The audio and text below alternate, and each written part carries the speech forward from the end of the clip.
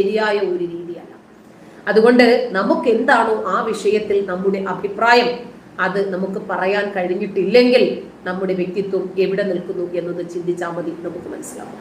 അതുകൊണ്ട് അദ്ദേഹം പറഞ്ഞതുപോലെ തന്നെ കൃത്യമായി നിലപാടുകൾ പറയാൻ കഴിയണം. അതുകൊണ്ടാണ് കഴിഞ്ഞ ദിവസം ഒരു ചാനലിൽ പറയുന്നുണ്ടായിരുന്നു, പിണറായി ഭരണം എന്ന് പറഞ്ഞാൽ ഉണക്കമീൻ പോലെയാണ്.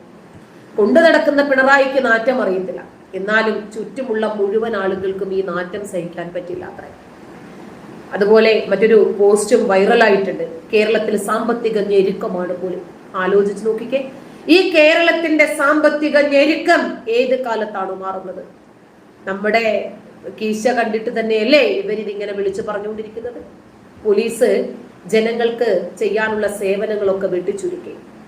ഇനിയുള്ള പോലീസ് സേവനങ്ങൾ നമ്മൾ പേ ചെയ്തിട്ടായിരിക്കും, അതല്ലെങ്കിൽ രാഷ്ട്രീയക്കാർക്കും മന്ത്രിമാർക്കും ഒക്കെ മാത്രമായിട്ട് ചുരുക്കിയപ്പോൾ പൊതു ജനങ്ങൾക്ക് പേ ചെയ്തിട്ട് സ്വീകരിക്കാമായിരിക്കും. അങ്ങനെയായിരിക്കും ജനങ്ങൾക്ക് പ്രൈവറ്റ് ആയിട്ട് പോലീസിന്റെ സേവനം തേടാമെന്ന്. അപ്പൊ അതും വിറ്റുന്ന്. പിണറായി ഭരണം അതിന്റെ ഉച്ച കോടിയിൽ എത്തിയിരിക്കുകയാണ് എന്നാണ് വിമർശനങ്ങൾ ഉയർന്നത്.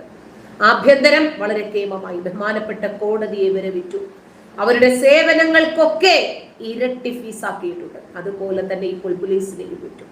നമ്മൾ കഴിഞ്ഞ ദിവസം കണ്ടതാണ്, ഒരു ഗുണ്ടാ നേതാവായ തമ്മനം ഫൈസലിന്റെ വീട്ടിൽ വിരുന്നിനെത്തിയത് ഒരു ഡിവൈഎസ്പി. അപ്പോ പോലീസ് സേവനങ്ങൾ സാധാരണക്കാരന് വേണമെങ്കിൽ പ്രത്യേകം ഫീസ് അടക്കേണ്ടി വരും. ഒരു പെറ്റീഷൻ ഫയൽ ചെയ്യണമെങ്കിൽ പണവും കൊണ്ട് ആദ്യ കൗണ്ടറിൽ ക്യൂ നിൽക്കേണ്ടി വരുന്ന ഒരു അവസ്ഥ ഉണ്ടാകുമോ?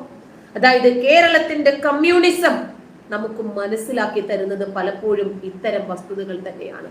എങ്ങനെയാണ് നമുക്ക് ഇതിനോട് യോജിച്ച് പോകാൻ സാധിക്കുന്നത് എന്നൊന്ന് ചിന്തിച്ചു നോക്കിക്കേ. ഈ ഭരണം ഈ നാടിനെ എത്രമേൽ മുടിച്ചു എന്ന് പറയാതെ വയ്യ. അതുകൊണ്ട് നമ്മുടെ MA യൂസഫ് അലി പറഞ്ഞ ചില വസ്തുതകൾ നമ്മളൊന്ന് മനസ്സിലാക്കേണ്ടതുണ്ട്.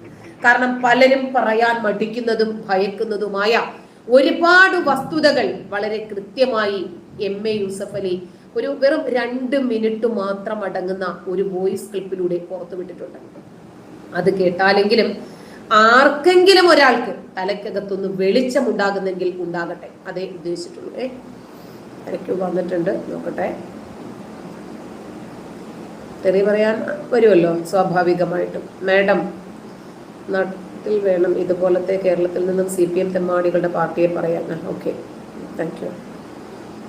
ഒരുപാട് പേര് വന്നിട്ടുണ്ട്. ഷമ്മാസ് ഹംസ എന്താ പറഞ്ഞിട്ടുള്ളത്? അവർക്കൊക്കെ പിന്നെ ഇതൊക്കെ തന്നെയാണ് പറയാനുള്ളത്.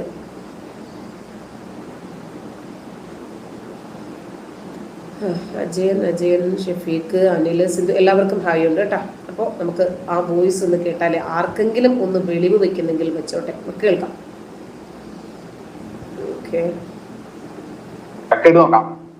അത്രയും ദീർഘദർശനം ഉണ്ടായിരുന്ന ഒരു സംസ്ഥാനം ഇന്ന് 21ാം സ്ഥാനത്തിലേക്ക് മാറാൻ എന്താ കാരണം?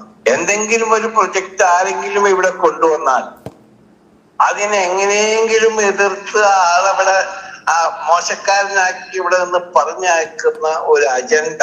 അപ്പോ ആയതുകൊണ്ട് ആൾക്കാരുടെ മനസ്സ് മടുക്കുന്നു. ഇപ്പൊ ഗൾഫിൽ നിന്ന് ആരെങ്കിലും വന്നാൽ അവിടെ നിന്ന് എന്തെങ്കിലും കാശ് കൊണ്ടുവന്ന് നമ്മുടെ രാജ്യത്തിന്റെ ഉന്നമനത്തിന് വേണ്ടി ആരെങ്കിലും ഇൻവെസ്റ്റ് ചെയ്യാൻ വേണ്ടി വന്നാൽ ഇതേമാതിരി മാനസികമായി പീഡിപ്പിക്കുകയും വലിയൊരു പ്രശ്നമാണിത്. അവിടെ അധ്വാനിച്ച് കാശ് കൊണ്ടുവന്നിട്ടാണ് ഇവിടെ ഇറക്കുന്നത്, അല്ലാണ്ട് ഇവിടെ നിന്ന് ഉണ്ടാക്കിയിട്ട് ഇറക്കുന്നില്ല. അങ്ങനെ പറഞ്ഞയക്കുന്ന ഒരു അന്തരീക്ഷം മാറ്റി കാണുന്ന ഭാവി തലമുറക്ക് ജോലി കൊടുക്കുന്ന, അത് ഇവിടുത്തെ നിയമങ്ങൾക്ക് അധിഷ്ഠിതമായി നമ്മളൊരു കോൺസ്റ്റിറ്റ്യൂഷൻ ഭരണഘടനയിൽ വിശ്വസിക്കുന്നവരാണ്. നമ്മൾ ഇവിടെ ചെയ്താൽ മാത്രമേ കേരളം 21ൽ നിന്ന് 10ലേക്ക് വരാൻ സാധിക്കുകയുള്ളൂ. ഞാൻ എന്റെ ചെറുപ്പകാലത്ത് തൃശ്ശൂരിൽ നിന്ന് നേരെ എറണാകുളത്തേക്ക് വരുമ്പോ എത്രയോ ഫാക്ടറികൾ ഉണ്ടായിരുന്നു. നിങ്ങൾ ചിന്തിക്കുന്നുണ്ട് ആ ഫാക്ടറികളൊക്കെ ഒന്ന് എവിടെ പോയി? എത്ര ആയിരം ആളുകൾക്ക് ജോലി കിട്ടേണ്ട ഫാക്ടറികളായിരുന്നു അത് ഇപ്പൊ മോഡേണൈസ് ചെയ്തുകൊണ്ട് മറ്റ് സ്റ്റേറ്റുകളിലേക്കാണ്. ഞാനിപ്പോ അടുത്ത പ്രാവശ്യം വാരാണസി പോയി. അവിടെ ജനറൽ പറഞ്ഞു, our factory was in your state, Kerala. Then we brought here and modernized the factory. Now about 900 people working. അങ്ങനെയുള്ള വലിയ ഫാക്ടറികൾ എല്ലാം പൂട്ടിപ്പോവുകയും വേറെ സ്റ്റേറ്റിലേക്ക് പോവുകയും ചെയ്തു. ഇപ്പൊ ഗൾഫിനെ സംബന്ധിച്ചിടത്തോളം എന്താണെന്ന് വെച്ചാൽ അവിടുത്തെ യങ് ജനറേഷൻ വരെയാണ്.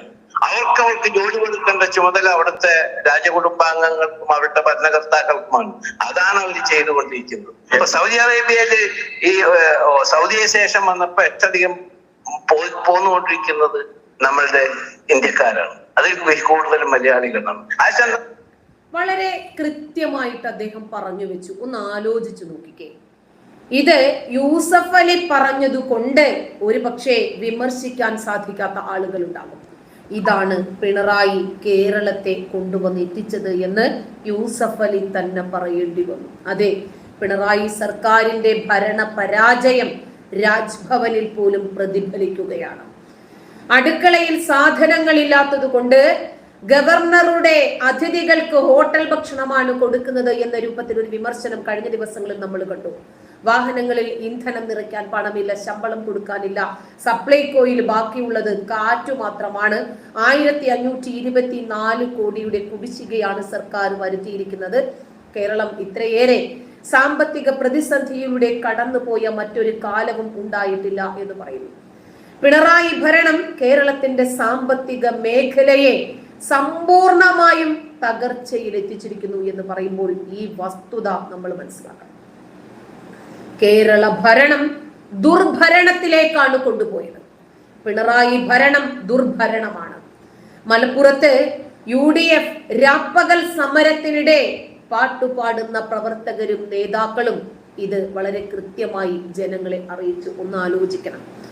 പാവപ്പെട്ട ആളുകൾക്ക് പോലും ഒരു ചെറിയ വീട് വയ്ക്കാൻ ഈ പിണറായി സർക്കാരിന്റെ ഭരണകാലത്ത് സാധിക്കുന്നില്ല. പെർമിറ്റ് മുമ്പ് 565 രൂപയായിരുന്നെങ്കിൽ ഇപ്പോഴത് 13,000 രൂപയായി ഉയർന്നിട്ടുണ്ട്. വീടിന്റെ പെർമിറ്റ് എങ്ങനെ ജീവിക്കും സാധാരണക്കാരൻ? പക്ഷേ ഇവർക്ക് എന്തെങ്കിലും ബുദ്ധിമുട്ടുണ്ടോ? ഇല്ല. അമ്പരചുംബികളായ കൊട്ടാര സൗധങ്ങൾ, അവരുടെ വീട്ടിലെ കന്നുകാലികൾക്ക് വേണ്ടി പോലും 5000-6000 സ്ക്വയർ ഫീറ്റ് കെട്ടിടങ്ങൾ നിർമ്മിക്കാൻ ഇവർക്കുണ്ട്. ഇവർക്ക് അതിനൊന്നും ഒരു കുഴപ്പമില്ല. നമുക്കറിയാം, നമ്മുടെ പിണറായി സർക്കാരിന്റെ ഭരണത്തിൽ പോലീസുകാർ ഗുണ്ടകളെ പോലെയാണ് സാധാരണക്കാരോട് പെരുമാറുന്നതെല്ലാം. പിണറായിയുടെ ഭരണം കേരളത്തിന്റെ സംസ്കാരത്തെ തന്നെ അടിമുടി മാറ്റിമറിക്കുകയായിരുന്നു. എറണാകുളം ജില്ലയിലെ ആലുവയിൽ നമ്മൾ കണ്ടതാണ്. ഒരു സബ് ഇൻസ്പെക്ടർ ഇറങ്ങി വരുന്നു ഒരു പാർട്ടി പ്രോഗ്രാമിന്റെ റെയ്ഡിന് വേണ്ടി, അതല്ലെങ്കിൽ ഒരു അന്വേഷണത്തിന് വേണ്ടി. DYSP പോയി ഒളിച്ചത് ഒരു ഗുണ്ടാ നേതാവിന്റെ ടോയ്ലറ്റിലായിരുന്നു. ഒരു DYSP, കാക്കിയിട്ട DYSP ഏതാനും ദിവസങ്ങൾക്ക് ശേഷം വിരമിക്കൽ കാത്തു നിൽക്കെ അദ്ദേഹം എന്തിന് ഒരു പ്രമുഖ ഗുണ്ടാ നേതാവിന്റെ വീടിന്റെ ടോയ്ലറ്റിൽ? ഇദ്ദേഹത്തിന് എന്താണ് കാര്യം? ആരെയും ഭയമില്ല, ഇവർക്ക് മേലെ ആരുമില്ല. ഗുണ്ടാ സംഘത്തിന്റെ സർക്കാരിൽ പങ്കെടുത്തുകൊണ്ടിരിക്കെ ഇവർക്ക് ഏത് രൂപത്തിലുള്ള സൽക്കാരങ്ങളും ഇവർക്ക് ഹലാലാണ്, കുഴപ്പമില്ല. DYSP മാത്രമല്ല, ആ DYSPയോടൊപ്പം 11 പോലീസുകാരും ഉണ്ടായിരുന്നു എന്ന യാഥാർത്ഥ്യം മനസ്സിലാക്കുമ്പോൾ കേരളം ഞെട്ടിത്തരിക്കും. എല്ലാ മേഖലകളിലും ഇവരുടേതായിട്ടുള്ള സ്വേച്ഛാധിപത്യവും ഗുണ്ടായുസവും കടത്തിക്കൂട്ടി.